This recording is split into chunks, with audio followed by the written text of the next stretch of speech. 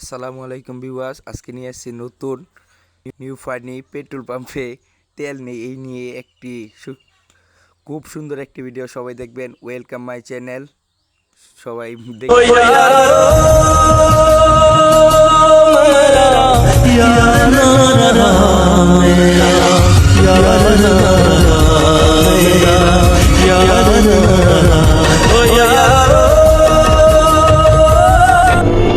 Ladies and gentlemen, welcome to petrol pump. পাম্পে তেল নেই 1 লিটার, গাড়ি সিরিয়াল এখন 1 কিলোমিটার।